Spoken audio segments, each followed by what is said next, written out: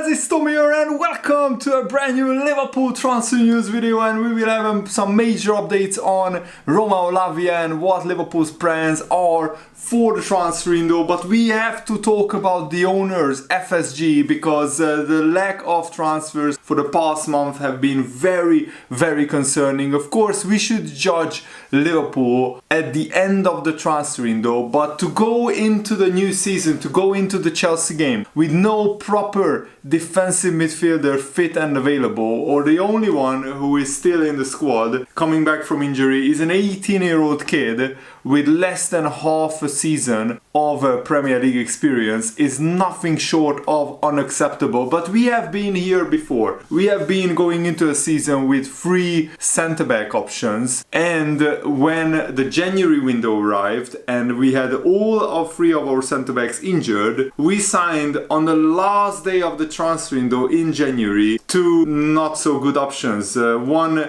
never played for Liverpool, went to I think Sheffield United, and the other was Ozan Kabak, who is at mid-table clubs in Germany, which says it all. And the FSG have screwed Jurgen Klopp over, and some fans are even blaming Jurgen Klopp and saying he should stand up to the owners, he should call them out. But you have to understand, if Jurgen Klopp did that publicly, he would probably get fired and Liverpool would be in a lot worse place without Jurgen Klopp. So how do you see the situation with the owners? Let me know in the comments below. Do you have faith that Liverpool will try and will sign enough players to be prepared for the Premier League season? Because as things stand, Liverpool will be scraping again to finish 4th, because at the moment Man City are well clear of anybody. Arsenal strengthened, spending 200 million. Man United also look like a better squad, a better team than Liverpool at the moment, with a decent manager, and then 4th place is up for grabs. And this is not what I wanted. I wanted Liverpool to sign 2 other defensive midfielders plus a centre-back and really attack the season from the first day and try and push for the title challenge. But Fabrizio Romano is saying that Liverpool are still in talks with Romeo Lavia, and Romeo Lavia was an unused substitute in Southampton's 2-1 win against Sheffield Wednesday. They started the championship season off with a really dominant performance. I watched the highlights this morning, and Romeo Lavia played no part in the game. He was not starting, he didn't come on as a substitute, which means that probably a deal with Liverpool is close. So at least Romeo Lavia could really help Liverpool in the upcoming season, but he is not enough. We need another more experienced defensive midfielder. Sangare also started in PSV Eindhoven's 1-0 win against Feyenoord in the Feyenoord Stadium. That was the Dutch Super Cup final, and PSV, after winning the Dutch Cup last season, won the Dutch Super Cup as well. Sangare played and he was pretty good in the defensive midfield role, and he only has a £33 million release clause. And Fabrizio Romano is also reporting that Liverpool want to sign 2 midfielders and a centre-back, but the centre-back signing, it has to be a very good opportunity. They won't be forced into it, which means that it depends on if Liverpool can find a cheap centre-back who is also very young and very promising. And Fabrizio Romano is saying that 2 midfielder signings are still possible for Liverpool. They are still deciding internally which midfielders to go for. Romeo Lavia, we are definitely in talks with Southampton to sign him. Southampton are really tough negotiators. It took 1 month for Newcastle to finish the Tino Livramento deal, and in the end Southampton got 40 million out of Newcastle for a player like Tino Livramento, who played 2 games I think last season in the Premier League. He was out injured for the whole season, so they are holding out for 50 million. I think Liverpool should compromise with 45 to 46, 47 million pounds, but not signing Lavia 2 weeks ago so he can't have a proper pre-season with Jurgen Klopp's team is, I think, a big mistake, and it shows that probably Liverpool have money problems. And I said before the transfer window even started or opened that Liverpool have to spend at least 150 million pounds to strengthen the team, and now Liverpool are sitting on 42 million net spend. But if you remove the wages of Fabinho and Henderson and all the other players that left Liverpool, Liverpool have spent 4 million pounds in total. So Liverpool definitely have money to spend. A centre-back signing isn't imminent, but Liverpool are keeping an eye on the market, Fabrizio Romano is saying, which means that if Liverpool find a young, decent centre-back who is pretty cheap as well, then Liverpool will go for it. But look at Man City, they just won the treble and they have like 7 world-class defenders, so they don't really need an 8th one. Yet they went out and spent 90 million euros on one of the best young centre-backs in the world, one of the biggest talents, Joško Gvardiol. It cost like 78 million pounds, I think, or something like that, 77 million pounds. And I mean, look at Arsenal. Yes, they have a much lower wage bill than Liverpool, so they can spend a lot of money. But they had a good season, missed out on the title, and yet they are dropping 200 million pounds on the squad and improving it further. Liverpool should have had players signed like Declan Rice, like Julian Timber. I understand Liverpool don't want to spend 100 million pounds on a defensive midfielder, but West Ham United, who are in a lot worse financial position than Liverpool, they are signing the Ajax defensive midfielder Edson Alvarez, who would have been perfect for Liverpool. What are Liverpool doing? Why aren't we signing pretty experienced player like Edson Alvarez? He's a lot older than Lavia, and yet he's going to West Ham United. Timber also, we have been linked with him, but probably Liverpool didn't value him at 40 million. It all comes down to the owners and the money that they are making available to the Liverpool hierarchy. Because I think we pulled out of so many deals because of money. We would have signed Jude Bellingham if we had more money. We would have signed Julian Timber if we had more money. Timber would have been perfect for us. He can play centre back, right back, and he could have been just a brilliant signing. And a lot of Liverpool's starting 11 players are world class. Virgil van Dijk, Salah, Trent Alexander-Arnold, Alisson. They are some of the best players in their positions. They are easily in the top 25 players in the world. And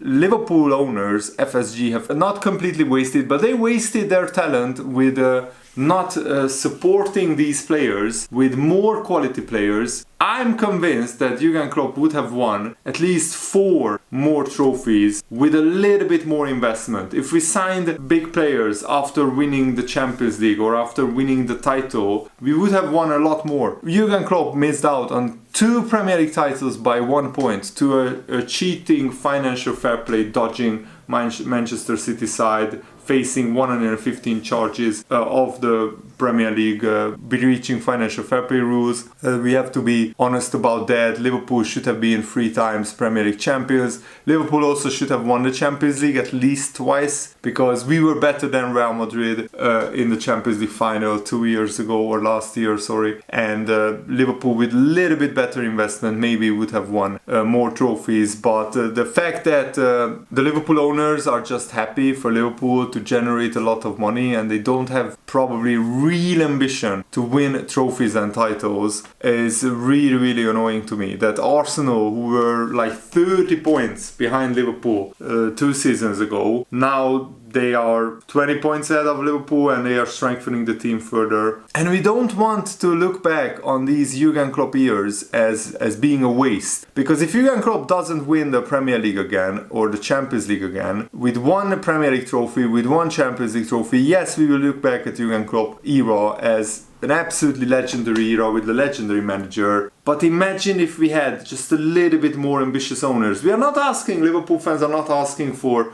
Liverpool to spend like Man City. We are asking Liverpool owners to spend just like Arsenal, who have been 5 years out of the Champions League and yet they are spending more money than Liverpool. I mean, that's really annoying and frustrating for Liverpool fans. And if Liverpool don't get a centre-back signing who is a better player than Matip or Gomez, then Liverpool are doomed. Because you can't expect Konate and Van Dijk to keep playing the whole season, the whole 38-game Premier League season. You can't expect them to play every game and not get injured, not get tired, not get fatigued. And when Gomez or Matip will play at centre-back, watch us lose a lot of games with those players. Because neither of them are good enough or are at the level of Konate and Van Dijk, in my opinion. So Liverpool owners have to sign a centre-back, and we have to sign 2 defensive midfielders. I mean, Lavia for 45 million and Sangare for 33 million. That wouldn't be even outrageous money to spend. That would be around 90 million pounds in total, and then we could still sign a centre-back for like 25 to 30 million. If Konate or Matip get injured, then we will place Gomez at centre-back, and then Trent Alexander-Arnold will have no backup at right-back, because at the moment Trent's only backup is Gomez or a young inexperienced Conor Bradley. So Liverpool are really threading on thin ice. I think this transfer window is the last chance for the owners, for FSG, to really show ambition, because if we let this team, Jurgen Klopp's team, go into the season without a proper experienced defensive midfielder, without a centre-back improvement, without enough players to go into the season, I mean, we are having a much thinner squad than last season. And yes, we are playing in the Europa League, so probably the kids can play in the Europa League, but injuries will happen, and Liverpool need as big a squad as last season at least to challenge on all fronts. And I'm really nervous and anxious about the season starting now. My hope is we will get the Lavia deal done before the Chelsea game. Lavia will probably be on the bench for that game, and maybe Curtis Jones will start as the number 6, but I would play Joe Gomez at right back. I would play Konate, Van Dijk, Robertson, Joe Gomez, flat back 4, and 3 midfielders, Trent Alexander-Arnold, the holding one, and maybe Thiago as the other one, or if Thiago isn't fit for the Chelsea game, then maybe we could play Szoboszlai and McAllister either side of Trent, and just try and not play as much of a high line as we usually do. But Liverpool have at the moment 6 midfielders, Bajcetic, McAllister, Jones, Thiago, Szoboszlai and Harvey Elliott. Only one is a truly defensive one, and that is Bajcetic. And even Bajcetic, who is an 18-year-old kid, his best performances came as a box-to-box midfielder. So even if we add just Lavia now and Andre in January, who will be Thiago's long-term replacement, because Thiago looks like he will leave at the end of the season, this season, I mean next summer, that's still short in my opinion, because we have a team which desperately relies on a brilliant, world-class, experienced defensive midfielder like Fabinho. So selling Fabinho for 40 million is great business, but you have to replace him with an experienced defensive midfielder who knows what it's doing, because Liverpool are playing such a high line that without a proper defensive midfielder, Liverpool will concede so many goals. And yes, we score a lot of goals as well, but you can't win big trophies and titles with a defense and without a proper defensive midfielder and with scoring a lot of goals. Liverpool also lose a very well-respected and highly rated commercial staff member to Newcastle. He was only in a Liverpool role for a few days, because Newcastle have appointed Jonathan Kane as the club's new director of partnerships. Kane has left his role at Liverpool, where he serves as the Liverpool's previous vice president of partnership sales. Incredibly, Kane was appointed director of international business just this month, and then he already leaves his role. What is going on behind the scenes? Why is a lot of staff jumping off this Liverpool ship? Is it because a takeover is imminent, or is it because FSG are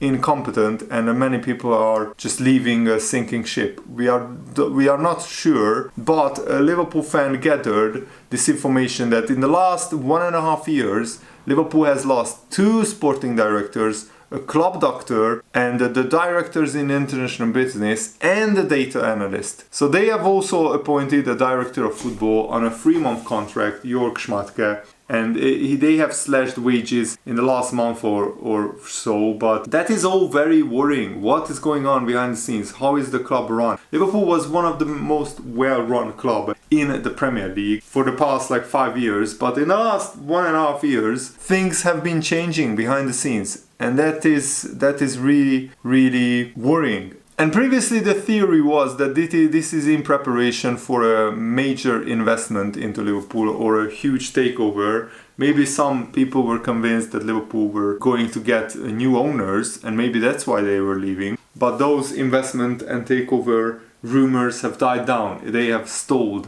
It's a really worrying time. Liverpool fans, the majority of them, have been very patient with the owners. But I think if they don't back Jurgen Klopp properly in this transfer window, then we will have another disappointing season. And if Liverpool finish outside of the Champions League again, then it will be going down here from there. Jurgen Klopp will leave in 3 years, but if he doesn't get financially supported, and if he doesn't get the right players, he can't keep working miracles against the richest clubs in the world. Man City, Newcastle, two of the richest clubs in the world. We have Chelsea spending ridiculous amounts of money with the Saudi Arabian investment as well. We have Man United spending huge amounts of money. We have Arsenal spending huge amounts of money. Hell, even the mid-table Premier League clubs are spending now more money than Liverpool net spend. You can't keep doing this with Jurgen Klopp and not properly backing him with big players. So the owners have to spend, or if you can't compete at this elite level at the top of the Premier League, then you have to sell Liverpool. You have to find owners who want to properly fund fund the transfers, because this Jurgen Klopp era will be wasted if we let this Liverpool squad go into the new season without a proper experienced defensive midfielder,